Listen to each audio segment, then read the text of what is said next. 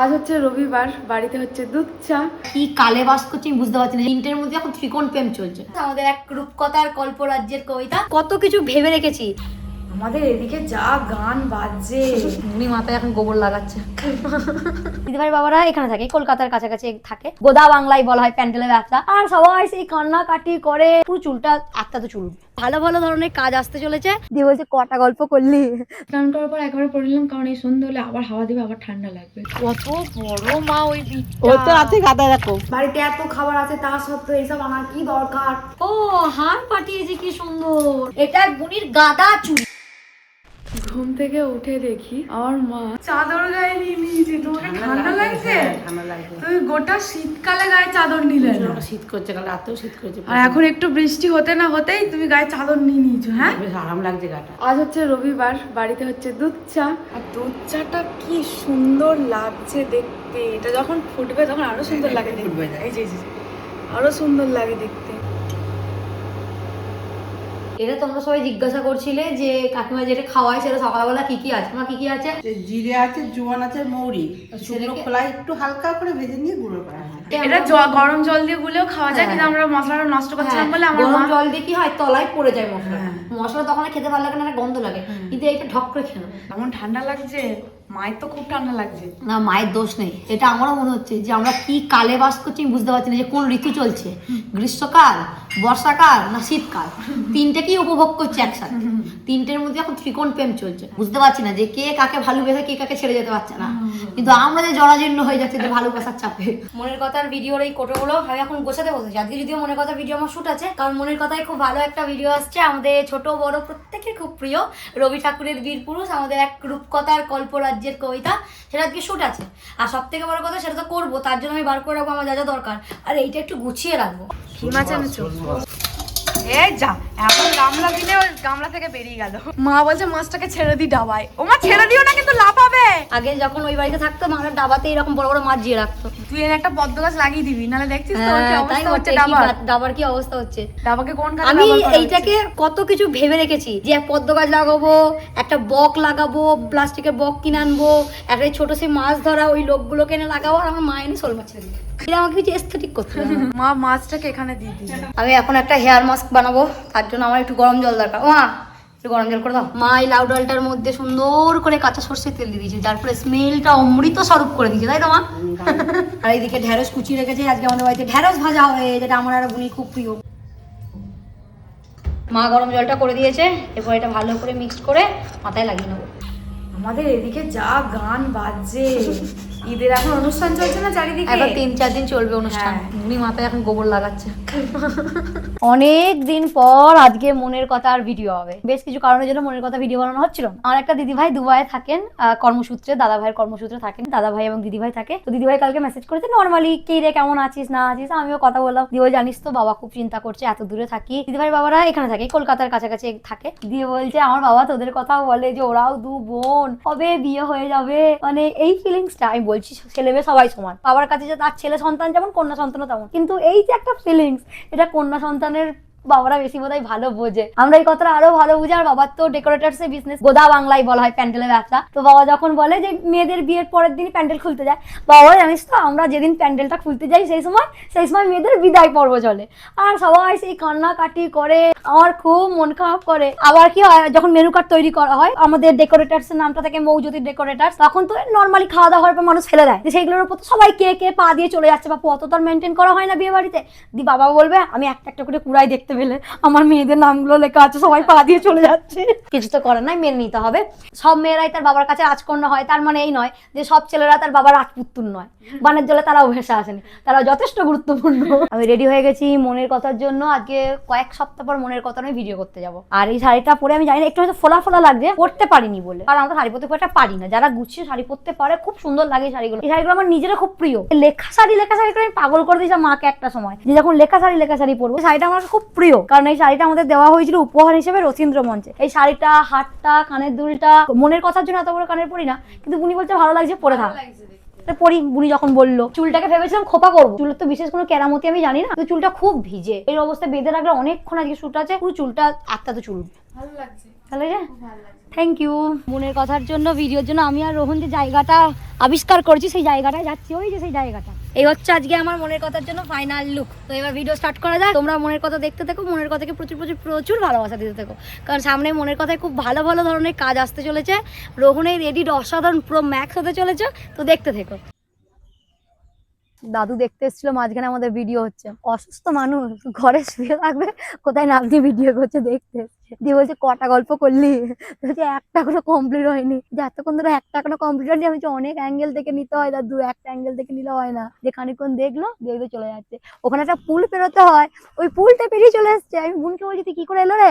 বুনি বলছে আরে দাদু আগে পেরিয়ে গেছিল, আমি দাঁড়িয়েছিলাম, আমি বেরোতে পারছিলাম না, দাদুর ভয়টাই লাগছিল না, আবার ওই পুলটা বেরিয়েই যাচ্ছে। এইগুলো হলো আসল ভালোবাসা। যারা দাদু ঠাকমা কিংবা দাদু দিদার ভালোবাসা পেয়েছে তারা এগুলো জানে, যে এইগুলো কতটা আবদারের, কতটা ভালো লাগার। বাবা মা তো ভালোবাসে, কিন্তু দাদু দিদার মতো নয় বা দাদু ঠাকুমার মতো নয়। এই ভালোবাসা এক অফুরন্ত ভালোবাসা, এক বিশাল মহাসমুদ্র, যাকে শেষ করা যায় না। আমার দাদু দুদুর ভালোবাসা আমার কাছে সেই মহাসমুদ্র, যাকে বলে না শেষ করতে পারি, যাকে ভাষায় না আমি প্রকাশ করতে পারি। ডাক্তার রেস্ট নিতে বলেছে, ঘরে দেখলাম শুয়ে আছে, আমি বলে এলাম, কিন্তু ওই যে একবার দেখতে যাব তাই দেখতে এসছে।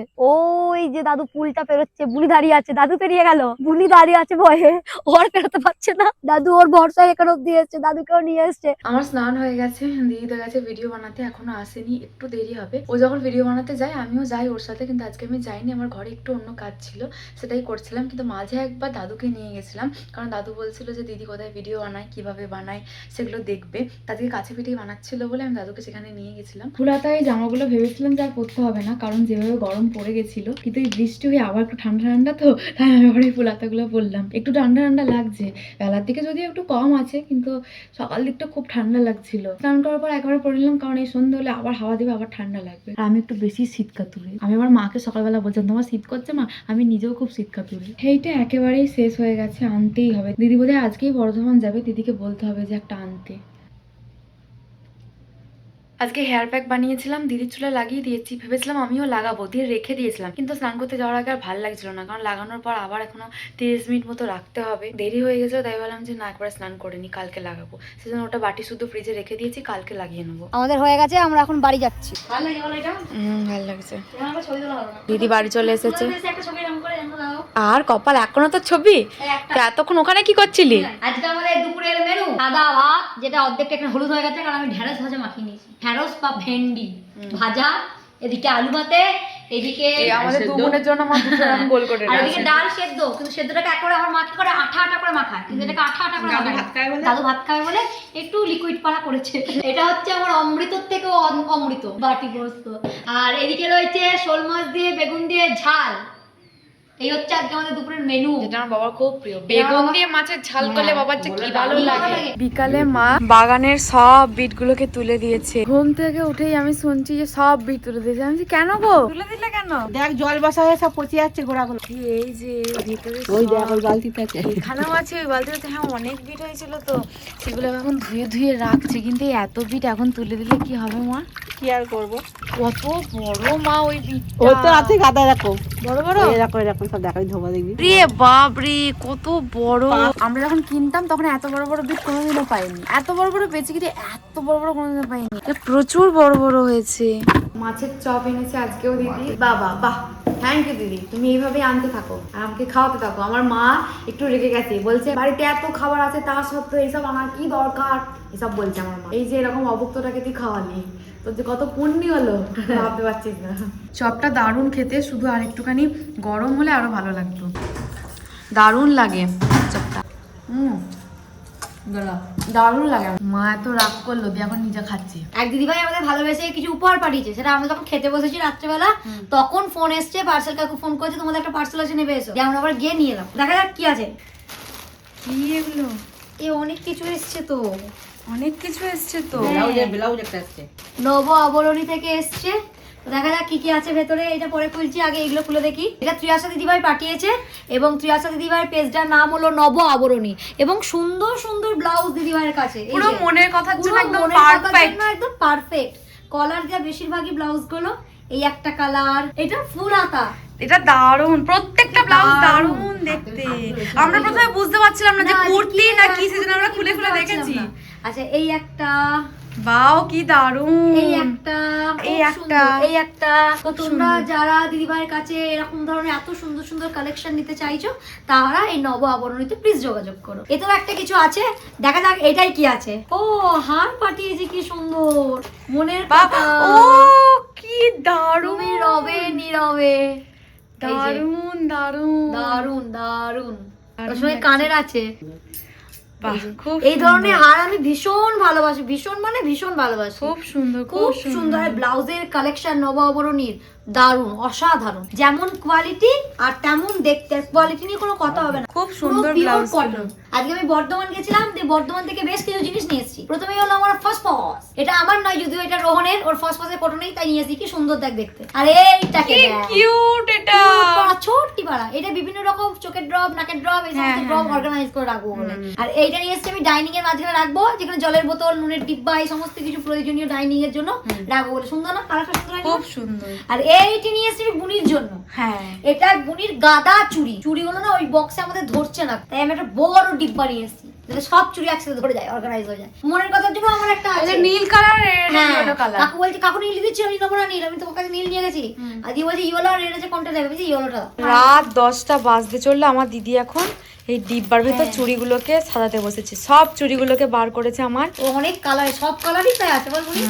আর এই যে ওকে এক বছর সব জন্মদিনে একটা আমি একটা 10টা না 12টা কালার দিয়েছিলাম। তখনই তো হয়ে গেছিল সব। হ্যাঁ, তখন হয়ে গেছিল সব। হ্যাঁ, আমার চুড়ি পরার খুব নেশা। ও ওর ম্যাচিং করে শাড়ির সাথে চুড়িদারের সাথে চুড়ি পরতে ভালোবাসে। সব ডিব্বা এখন ভর্তি হয়ে গেল। হ্যাঁ, প্রচুর চুড়ি ধরবে দিদি এখনো। প্রচুর চুড়ি ধরবে। দেখ, অনেকটা বড় বক্স। অনেক বড় box। তাহলে দিদি এবার চুড়ি দিবি বাকিগুলো, বাকি কালার গুলো। খুব সুন্দর হয়েছে, খুব সুন্দর। হ্যাঁ। আজকের ভিডিওটা এই পর্যন্তই। তোমরা সবাই খুব ভালো থেকো, সুস্থ থেকো, সবাইকে ভালো রেখো। টাটা।